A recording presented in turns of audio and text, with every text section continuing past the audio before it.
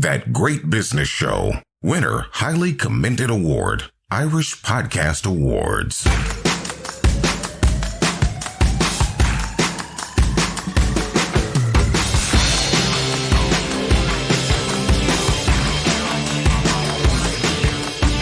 Welcome to episode 204 of That Great Business Show, where we bring you great business tips, insights and opportunities on every episode. I'm Conal O'Mora and Fáilte. On this episode, Brexit hasn't gone away, Though, reading between the lines with the new Labour government in the UK, efforts are being made to soften the impact. But while we're waiting for some sense to prevail, we found a company that has made a business out of Brexit, taking away the mountain of paperwork involved in exporting and importing to and from the UK and to other non-EU markets. We're also taking away another headache. Next time you're at the big match, the Galway races, or watching your favourite band at the 3 Arena, you won't have to queue for your food or drink. A new company is making a living from queuing. All of this is brought to you by De Facto Shaving Oil, the world's finest. No more polluting shaving foam cans or breathing in hazardous chemicals. De Facto, Irish made from pure ingredients like clove, sesame and lavender, and its exceptional viscosity means no more nicks. DeFactoShave.com. De Facto, the revolutionary shaving oil, changing the face of shaving. For the smoothest shave of your life, just add water. No more lathering up or cleaning up afterward. Just add a few drops of water and you're ready to go. De Facto's blend of all natural oils hydrates and protects your skin. Perfect for all skin types and lasts so much longer than traditional foams or gels. De Facto, a shaving revolution. Just add water. Available from selected pharmacies and from defactoshave.com. Now, with just 5 million people in Ireland, it's as plain for your business to grow that exporting is the only way to go. It used to be that the UK was our first port of call, next door, English speaking, and all of that.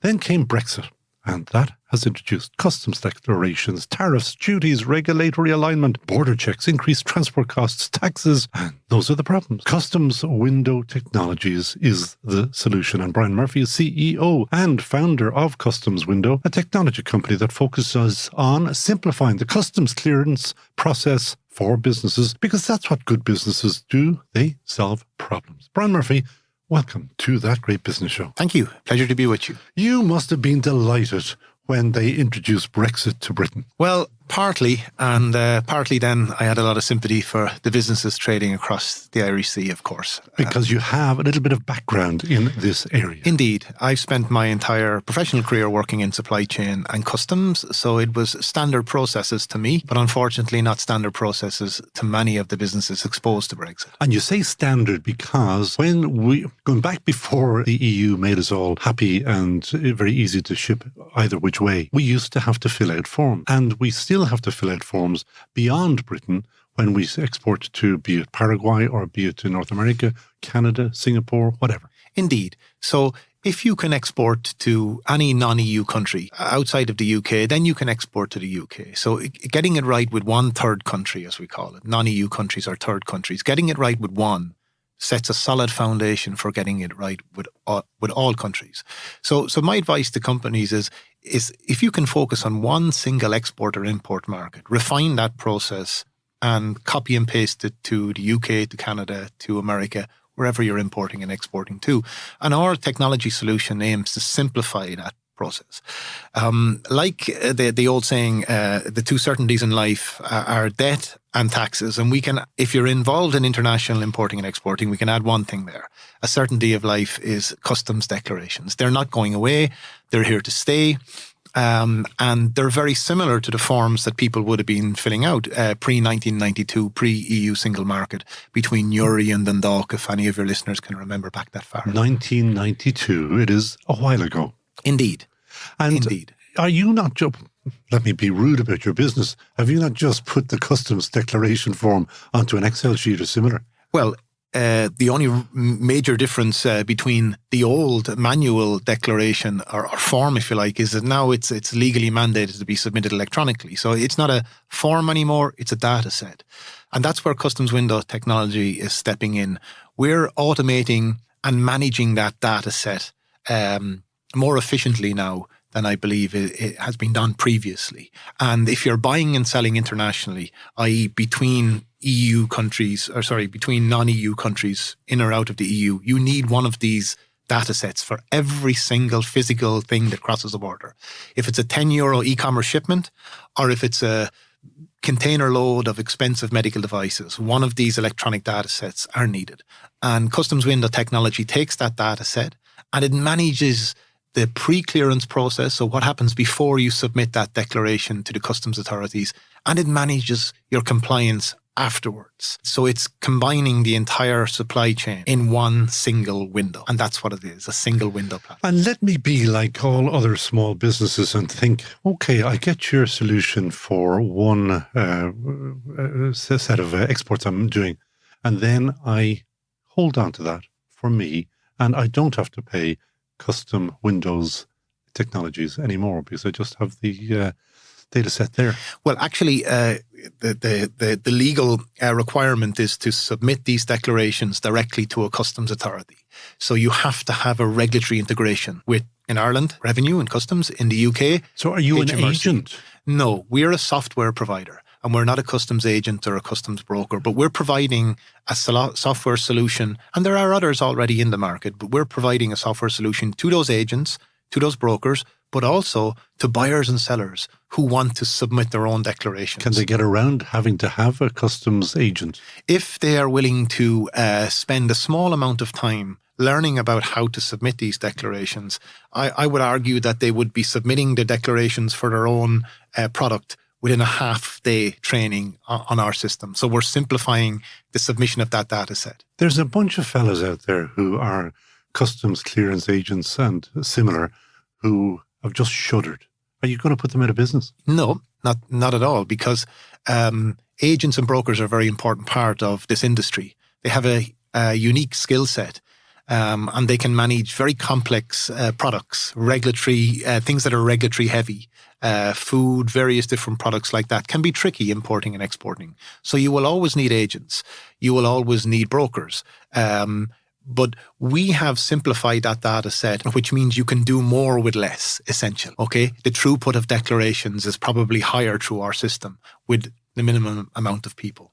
You gave me some stats earlier about the amount of declarations from, 20 years ago and then now. Yeah, well, actually, it was to give us the size of this market currently. In 2020 in Ireland, and these are revenue figures, there was 1.7 million declarations, split more or less evenly between imports and exports. Fast forward 2023, just last year, and that was 55 million.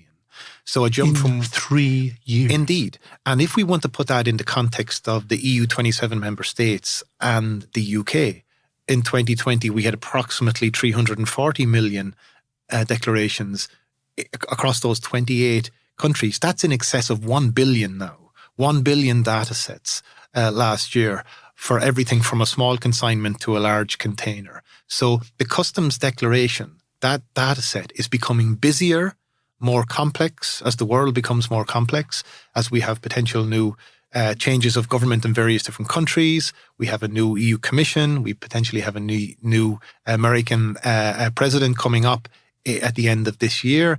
It means that as legislation grows around your physical products and global trade, so too do the inputs in these declarations. And Customs Window technology is following the legislation, staying ahead of the curve, and implementing those rules for your product before you have to submit it. God, you've got an exciting life. You read all this stuff, do you? Unfortunately, yes. But staying ahead of the curve is just what you got to do to ensure that your products don't get stuck in customs. And more importantly, you're managing your compliance. Submitting customs is a legal requirement. It's the law. If you get it wrong, you break the law. So post-compliance checks are these customs audits that people across the country are often worried about. They're increasing in Ireland and the UK. And again, just to reiterate, our system is integrated both with Irish customs and UK customs. So we can manage that entire flow of goods across the Irish Sea in one single system. And we help through various different methods like AI and machine learning. We can manage your post-compliance checks, spot those mistakes before HMRC or Irish customs spot them, and determine how much duties and taxes you're paying, if it's enough, if it's not enough, and to be proactive in terms of the data. Now, you're a business. So therefore, you've got to make some money. How do you make your money? Well, we charge a nominal fee, license fee for our product for any of those who want to use it. As I mentioned earlier, we're not an agent, we're not a broker, we're simply a software provider. A nominal fee in terms of monthly subscription, and then a price per customs declaration submitted. What do you call nominal? Because nominal to Elon Musk might be a little bit different to nominal to me. Yeah, well, I mean, it's just a monthly subscription fee. Depending on the size of your business, it would be range from below €50 to maybe €250 if you're a large enterprise. Okay, we can live with that. And then per item, now, per declaration, because you can have many items on one declaration. Okay, so we have a very simplified pricing process. You simply pay per declaration. There can be multiple products on it. But the key here also is not just the submission of that declaration. It's managing the data before it gets submitted. We can spot mistakes before you ever submit them to the regulatory authorities.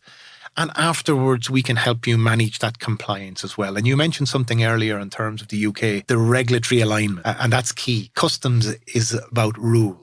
If you know the rules of the game, you can play the game more competitively, you can buy and sell more goods internationally, and you can do it cheap. So we're taking the rules of the game, we're automating those rules, and we're making it easier for SMEs or agents or brokers or even larger importers and exporters to take this process themselves and manage it themselves comprehensively. But you said that there are others doing something similar.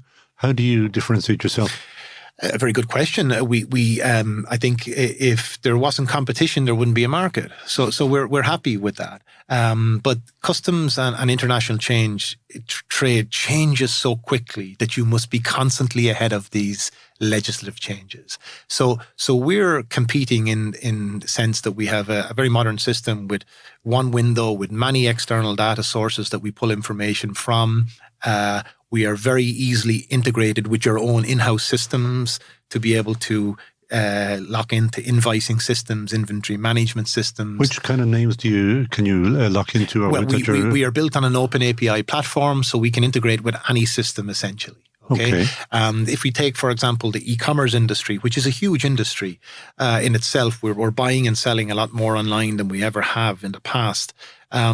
We manage those large data sets very efficiently by pulling information directly from the pick and pack locations in, for example, China or the States, and managing that data the whole way until it's delivered to the end customer. We even have a payment mechanism on our system. Who are you using? Well, it's an in-house system where we can collect duties and taxes via an app or sent out a payment link sent out to the end customer for e-commerce. And where purposes. does that cash go? Well, that is for the agent to collect it and pay it to revenue. Okay, so it's not going into your bank account? No. This is the duty and VAT that may be liable on your product. No, it's government money. It's paid to revenue. You're not allowed to take any of the VAT, I believe, so they say. And if there is competition out there, you also have to shout about it and try to get, I presume, hustle. What are the difficulties? What are the pinch points for you? I think it's people having to switch a system in the live environment, if you like. So people in generally in all businesses are sometimes reluctant to change providers of software, whatever that might be, because, and that's what software providers love, because it's sticky, as the term goes. It's sticky, yeah. And in customs window technology, we have a dedicated switching team that will hold the hand of any company who wants to switch to a new system. My own background is customs consultancy, international trade consultancy, so I understand the process. And our switching team is specifically there then to ensure that transition from one system to another, the data migration is seamless. And we have already cases where it's been very, very successful. And tell me, not necessarily in your case, tell me some of the nightmares over the years that you've come across of things that people have done so wrong and cost them so much. Well, the biggest nightmare is this attitude towards customs in the industry in general. Customs is one of the biggest exposures in your global supply chain. It's the only part that's really law. Customs is governed by EU law, and when you make mistakes, you're exposed legally. So the nightmare scenarios are people who are not managing their data set correctly. They're handing it over to other people to manage, and they're not taking control of that data set themselves. And the horror stories, which I'm hearing right up on until this week are the post-clearance audits now after Brexit.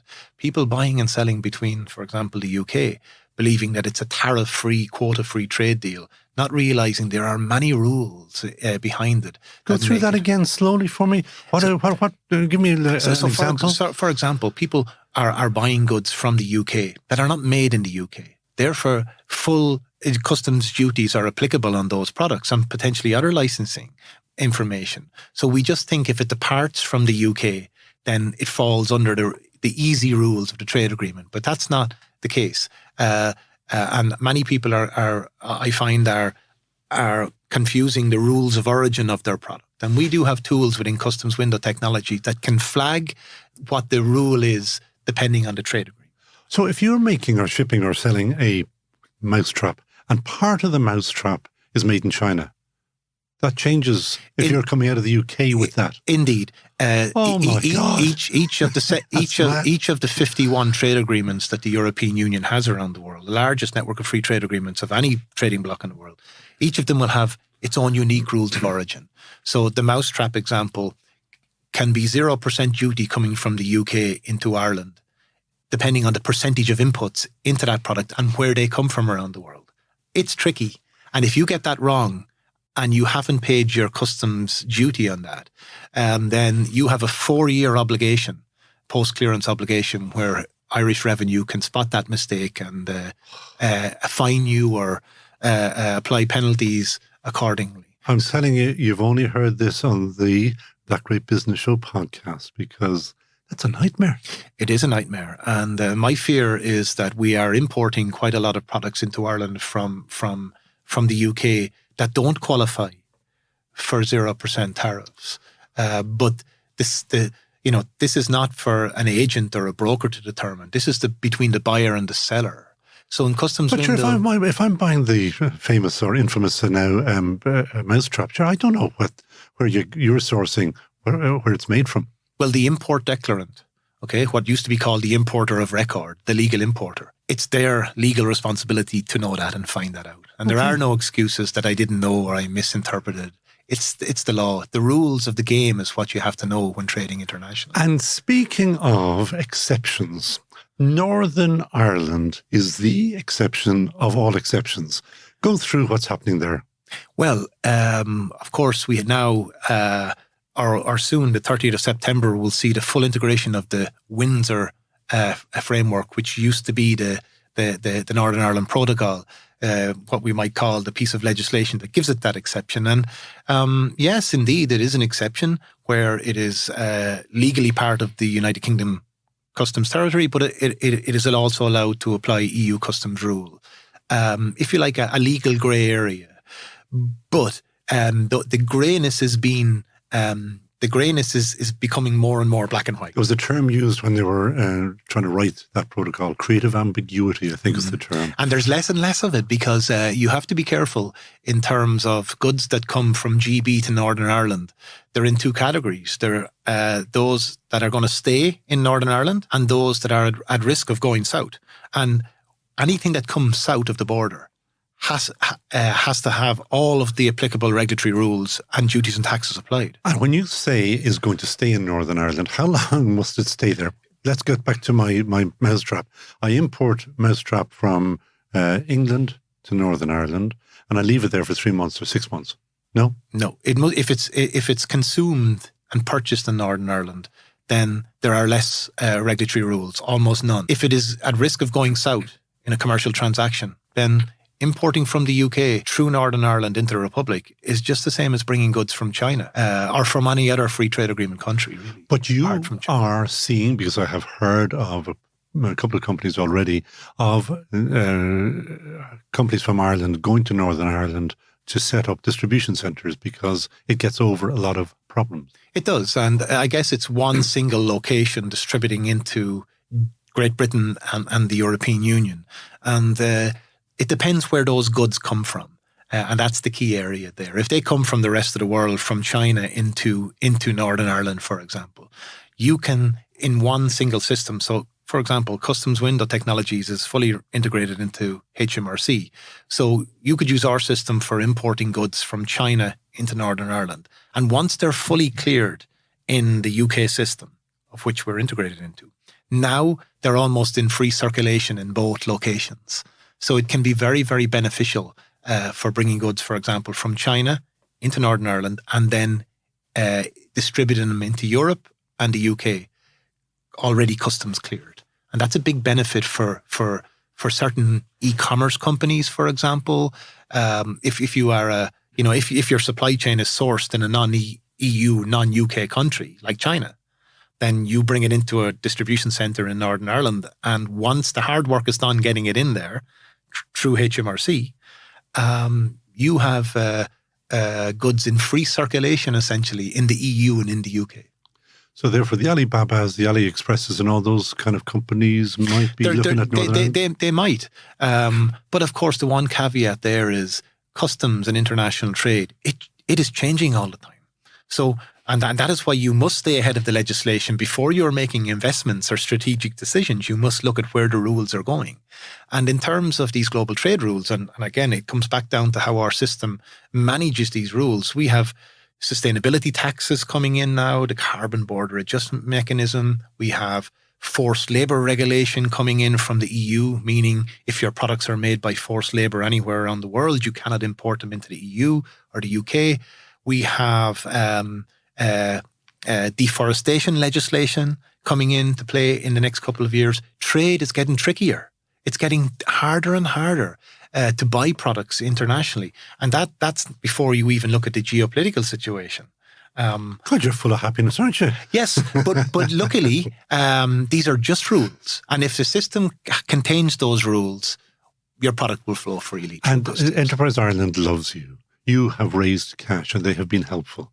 Indeed. We are an EI client and we're on their HPSU program. So we're about exporting our service outside of Ireland initially to the UK and then further afield as we join up that data set. And EI have been extremely helpful with us. We've closed our funding round recently. So can you tell me how much? Just under €1 million. That's a lot of money. Indeed. Was that exciting? Yes, it was. What did you do when it was all signed off? What did you do that evening or that day? Well, it's not fully signed off yet, so there's a little bit more. Okay, I'll come to the party. It's okay. So, final question that we ask everybody. Who would you hire in a heartbeat? Well, yeah, tough question considering we're moving into that hiring phase. But if it was a blank sheet, it would be, for me, it would be Nick Clegg, who is the President of Global Affairs for Meta, formerly Facebook, and indeed former leader of the Liberal Democrats. Most interesting choice, because not everybody loves the bowled Mr. Clegg. He's got a mixed reviews, let's put it that way. I guess global trade in terms of physical goods, in my opinion, it's similar to the communication of digital trade. It's about rules and regulations.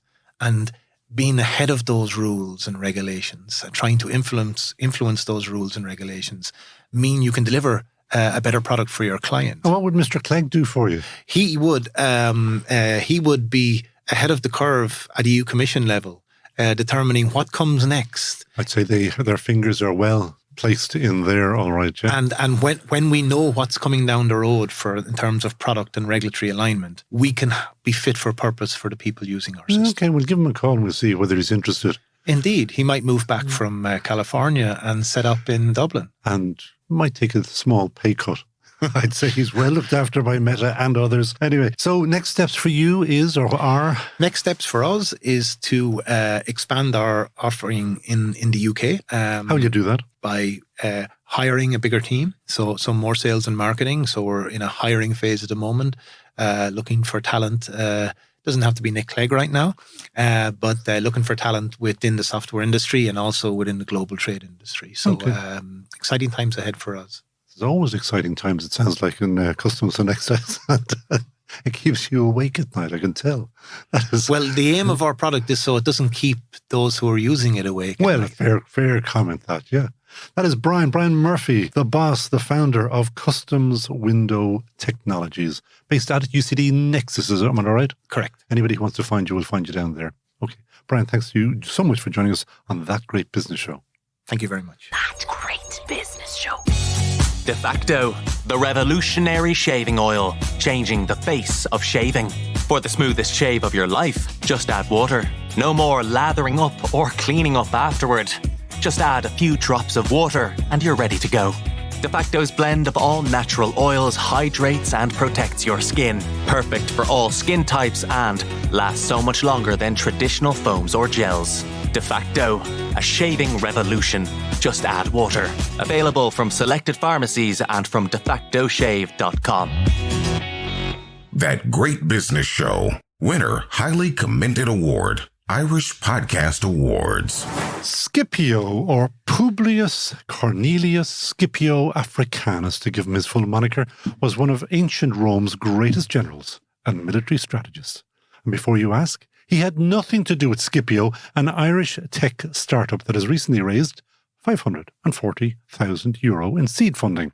The first Scipio would have been over 2,000 years dead, but today's Scipio, helpfully spelt with a K, is based in Nova City and was founded just 2 years ago by Daniel Cohen, or Dan, to solve the problems of food and drink queues at big events like gigs and matches.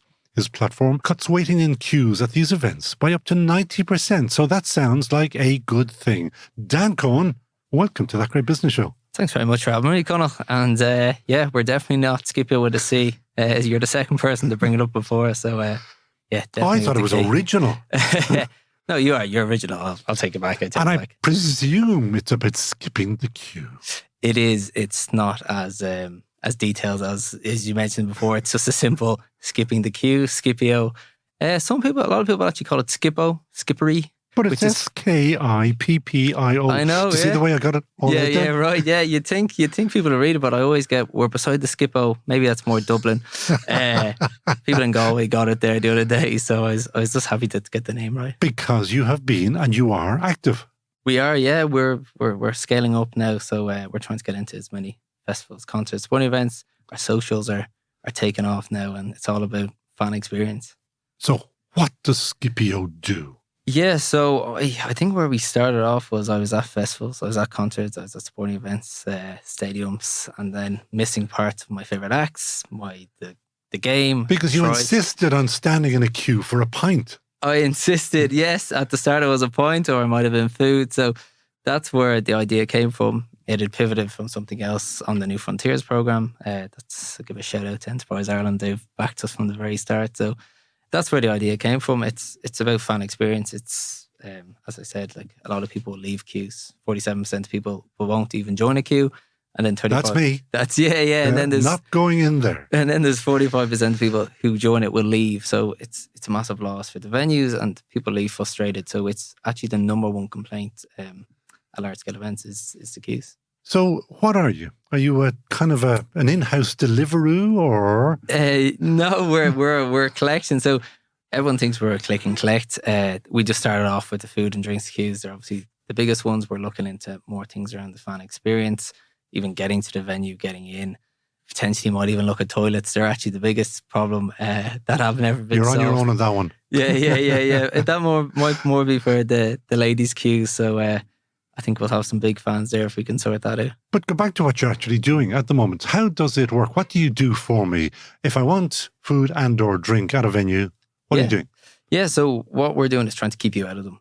So basically, if you're watching a race or an event, you order and pay online, come and collect when it's ready. So it's all in real time. But I still have to go and queue up and collect. Collect it, yeah. Everyone asks, is it like Ryanair priority? No. Actually, I wasn't expecting that now. It's bizarre, that whole idea of priority.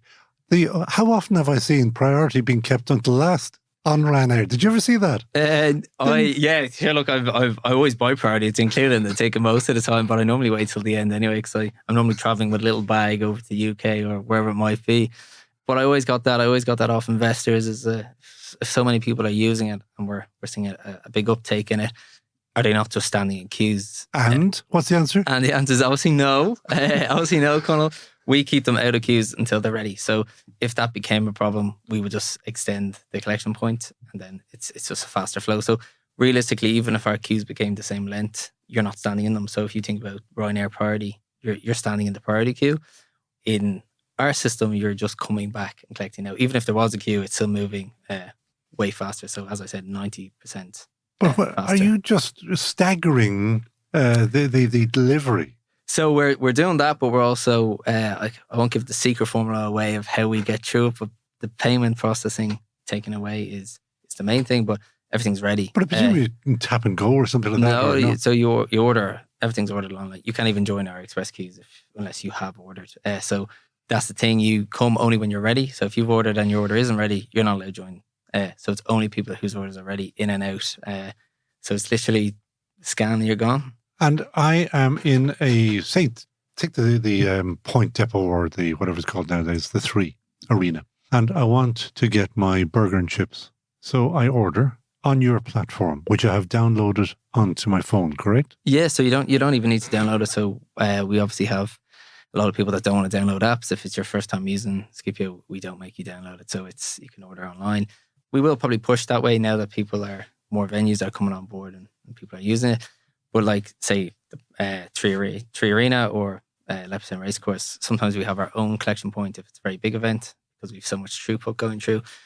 Or you're just watching the concert and you're just leaving and collecting from a designated collection point. So you can't order on our system. We aren't a till system. We're trying to integrate into all the tills. So shouting out to all the till systems. We'll be coming to try integrate into you shortly. So it's separate. And by till systems, are you talking about payment systems like a Stripe or? No, we use Stripe. So like the actual like Square or there's a few good Irish ones like Capture. There's loads of till systems that are scaling. So there's so many of them. We're just trying to put our tech. And who's paying for all of this? Is it the venue or is it me? It's probably me, is it? So we haven't started charging the user yet. Actually, we did. We did our first trial charging the user. We had like a lot of research into it, but a nominal fee. We wouldn't be charging anywhere like the likes of Deliveroo or Just Eat that are, I think, charging small basket fees now and charging the restaurants a huge amount. So we will charge the venue and likely in the future we'll put a small fee onto user to make sure our costs are covered. And how come, because I always ask this question because I often wonder it, how come nobody else has done this or have other people done it? Yeah, so it's obviously difficult. People always tell you not to. We're building the brand. We're not just a white label version. We are building Scipio. So it means if you're in, say, Porky or you're coming up to Dublin to Leopardstown, then you can use Scipio and you don't have to download multiple apps that you rarely use. You often delete.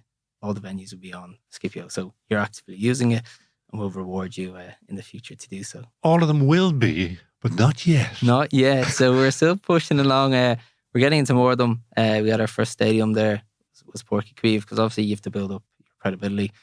We've all the stats and analytics to show how much faster it is. And then obviously the increases in revenue are between 15 and 30% for the venues. So, oh, that's okay. That could be chunky. That could be chunky. Yeah. Now, if they get us across the whole stadium, like we're putting serious throughput in such a small frame, because obviously if there's no queues, there's no need for Scipio, but there's always queues when people want their pints or their food. Exactly. And as you say, halftime specific at times and all. Yeah, the short intervals, that's who we target. We target people dropping out. And obviously if you keep using Scipio, so we were in Porky and a good feeling for me is I go to a lot of the events to hear the feedback. I'll be on the till or pouring a pint or just listen to different demographics, either complaining about it or how we can improve it.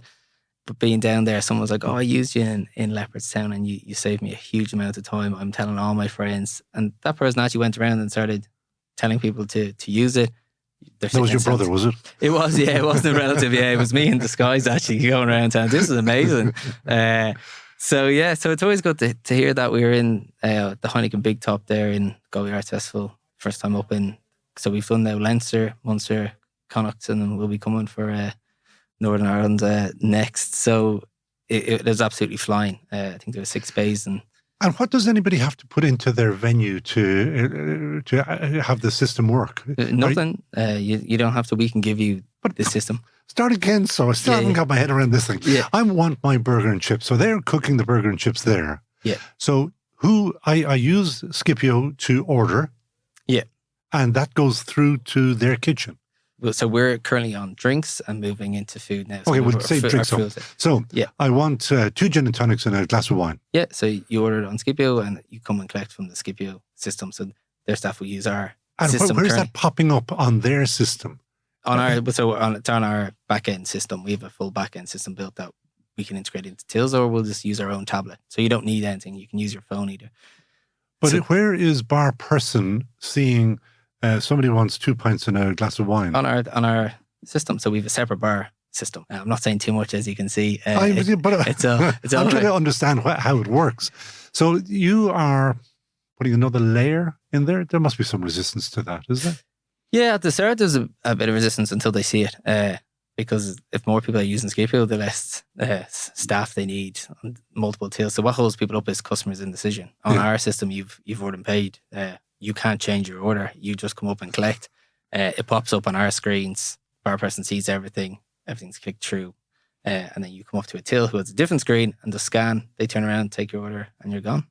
And the payment goes into your account or into their account, or these are good questions. So currently, so we use Stripe. We're moving everyone to Stripe Connect. So for the current tests, it would be on our account, because obviously, if you don't like the system, then there's no point me putting dev work into putting a Stripe Connect account for you. But the money will just flow straight into their account. And okay, so that's cool. We'll take our little now. Snippet. This is where we're getting to. You are in business, so therefore you are entitled to some income out of it. You take a percentage of the sale. Just that comes through the Scipio system, yeah. But a sale, it's sale based. You're not. There's no set fee or anything. No set fee, so it's a win-win, lose-lose. We'll change it once we show the value of the system. At the moment, it's just about getting people on it, using it, because who we really target is the customer, and the customer is more than willing to pay for this. And I said that you are only 2 years old. I don't mean you, but the business is. Yeah. And when did your first working, paid-for model go into usage? Yeah, so we actually, as I mentioned, we started off as something else. We started off as a product that people would get served faster. Enterprise Ireland didn't like that as much. Physical products are always hard to get investors on board. So we pivoted to Scipio December 2022 with an MVP with very little funding. We had the New Frontiers money keeping us going. And you keep saying we. Who's we? I always say we. Am I talking to we? We's just about to sound bigger. So I have a dev team that was kind of just working for, actually, my girlfriend's a nurse, and put me in touch with a CTO of a different company who just did it ad hoc. He's an advisor now. I won't say any names before you. That's okay. No, that's okay. But who had helped us out, obviously, because getting anything built in Ireland is very expensive. So with little funding and bootstrapped. I'd go back to the non-successful business. There must have been a bit of a pig to have to turn around and kind of put up your hands and say, this is not going to work. Well, I won't, because it was a genius idea and still is, and it's taken off in the UK now. So I'm going to go back to Enterprise Ireland and tell them I knew it was a genius idea. Down the line, the hope is that you could order on the Scipio system and then link to one of these, it's kind of like a smart vending machine that dispenses drinks. So we're not just focusing on drinks. We're not trying to promote alcoholism or anything. We're moving into food and then into the full fan experience. So yeah, it was tough, but we would have needed 300k to just get an MVP built. And MVP, minimum viable product, is a working model, basically. A working model. Now, we did get one for a lot cheaper from one of the Enterprise Ireland gateways. I give the Wiser Labs up in ATU, so I'll give them a shout out. They explain, what do they do for you?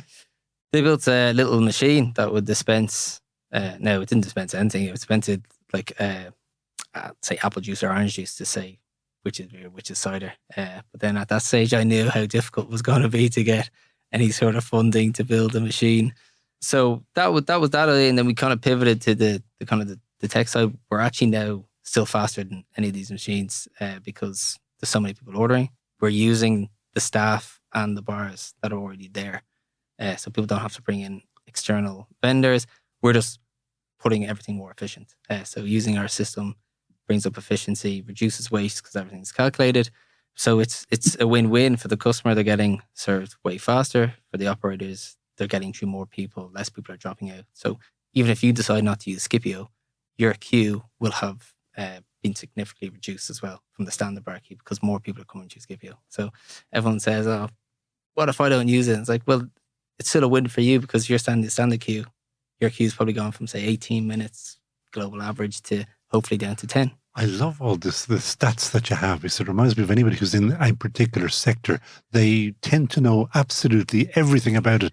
And I presume if I were to go back 5 or 6 or 7 years, you wouldn't even know how long a queue was or whatever. I mean, you'd just be cursing or whatever. No, yeah, because then you've got to take cash into consideration there as well. So now they have good card systems. So, but again, it's you come up to the bar, you don't know what you want. You might not have money on your card. You're trying to decide. You might be asking me, Dan, do you want a drink? Average for us that with our primary research time was it takes between a minute to up to 2.5 minutes before the person has even decided to order. Now, 2.5 is a long time, but between a minute and a minute and a half before you've actually ordered your drinks. So even if there's 10 people in the queue, you're nearly at 15 minutes. So I remember someone shouting to me, I won't name the stadium because obviously we're trying to get in with all these stadiums. But I remember a lady shouting at me to, will you hurry up and bloody order? I said, I have ordered. I'm just waiting for a cake to be changed. But I was just timing it, like saying with someone who had the card out, who had their order ready, how long it took to get those. So it was a fun time. I dragged my girlfriend around to all these events and she thought she was coming to see all these shows. And next thing she knew, she's standing at the back of a queue and I'm at a different queue and we've got the timers out. So we come back with primary research. Everyone says, queues aren't that bad. And I turn around, well, they're actually 20 plus minutes. I hate them. Yeah. I absolutely loathe queuing. I think it's a waste of human existence having to stand in a queue. Same with traffic. Now, the world is your oyster. You've raised €540,000. You're going to go for the UK? The UK, yeah, that's where we want to go next. What's the barrier? Are there barriers just kind of trying to make contacts or? Contacts, yeah. So like we've obviously had people from the UK have seen the system. They want to try it. We're obviously trying to partner with some big venues and companies. So, but it doesn't make any difference. The system works. The system works now. We like it's different when you've got the UK because it's so big. We need to make sure because we've only had 100,000 to date funding. So we got the PSSF. It's not that much when you're paying staff and developers to make it a fully scalable product. So we have to hone into, say, if we were focusing on bars, keg changes, people going to the toilet, gas is gone. Oh, more time and all that. So in other words, yeah, you're just measuring all of that, yeah? So all about the automation and its scalability. People don't think about these things. They think they order and they're ready. We're the first ones that are really trying in real time. So it just means even if there is a problem, you're not joining a queue. You're watching your favorite band. You're watching the game. You're staying out of the queue as long as possible. And then you're coming and you're going because you're paying big money to be at these events. And that's what we're trying to get back. Like that was the biggest pain in my life was I'm paying big money to see these acts. And even if I want a drink, I'm leaving frustrated now because I didn't get one. I remember a festival, again, I won't say names obviously because they're trying to get into them all. A smaller one, it's based in Dublin. People are actually leaving the venue, going out and buying pints in the local bar, drinking them and then coming back. And these things are expensive to set up. Yeah. So obviously I'm there taking photos and this is where the idea came from. I've been that customer. So I'm always either at the top of the queue, listening to feedback. And thankfully, I'd say 95% of it is all positive. People will come back and say, oh, you should add this or you should take this off or this makes no sense. But I love hearing it. I actually love hearing the negative feedback because then we go on and try fix it. So we've got a few quirky tests that are outside of food and beverage coming up. Really? Go ahead. Really? I don't say I can talk about that. You've just told me something. Go on. What is it? Quirky. So we're briefly looking in to see if we can help with some of the toilet queues because they're actually the biggest complaint. Now it's going to be very difficult, but we've. So you're the guy who lurks around the ladies' toilet with the stopwatch. This is going from bad to worse for my reputation. Your mammy's going to be listening to this. She's not going to be impressed. I can tell the whole street. Daniel.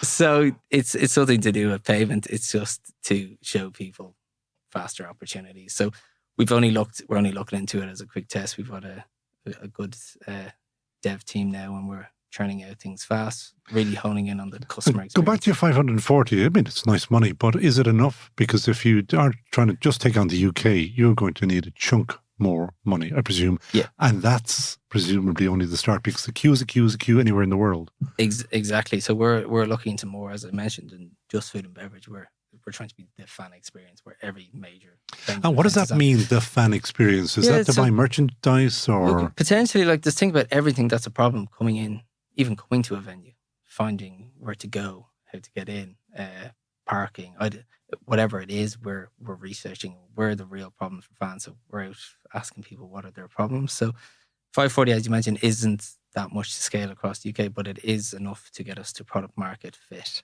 And then we'll start engaging with all the VCs that we were talking about, with a few interested in coming in for this round. But I think finding our product market fit now and really scaling fast is what we want to do. So there's no point taking on too much money if we haven't fully found that. Now we know there's a big problem. We know customers love what we have, but I think there's a bit more we can do on that. I'm going to have a right laugh in a few years' time when you've shortened the ladies' lose queues, and I'll be saying, I know the man who did that. Yeah. Well, it might be in some There's a man completely called different. Dan Cohen who has relieved you. Yeah, who's hanging outside the toilets. I'm really not putting myself in a good light here, but if we can do that, in terms of anything, that would be brilliant. Now I don't know if we'd be able to do that. There's demand versus supply, obviously, as you know, nice economics term. So we're looking into things, but we've got really good traction. What we have now at the moment, we have customers who have, say, at the arts festival where the Heineken Big Top, some great acts,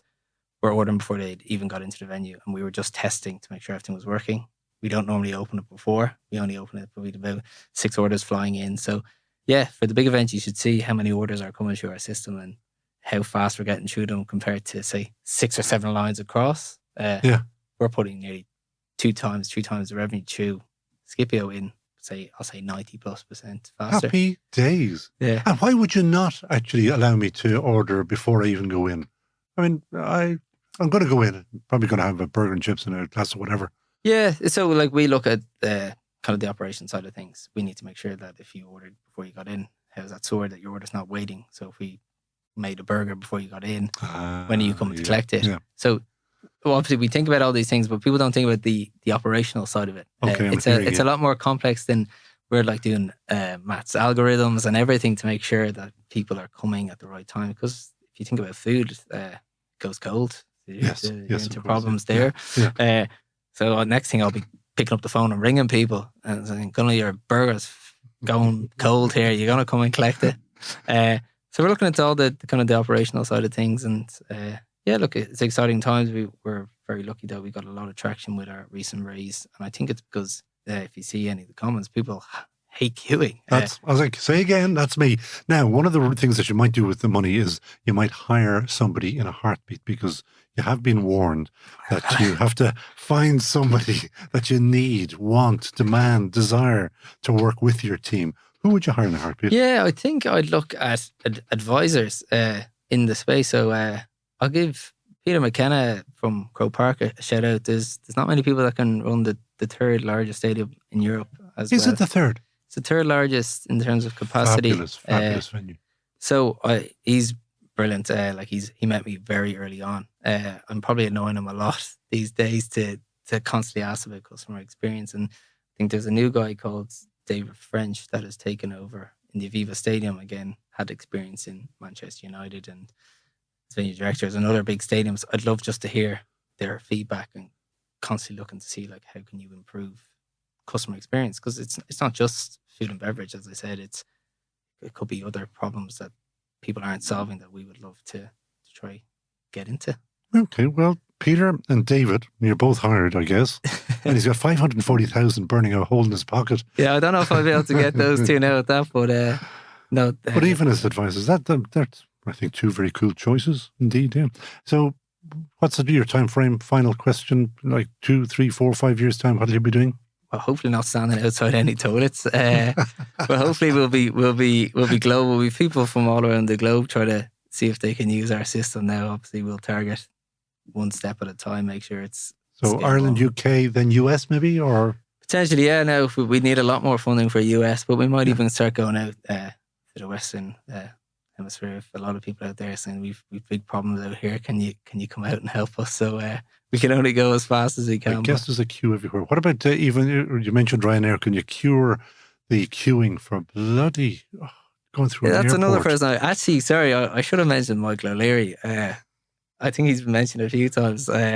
He'd be a fantastic person to have on to the Skifio team. I just love how he answers even politicians. I just think he's absolutely classic.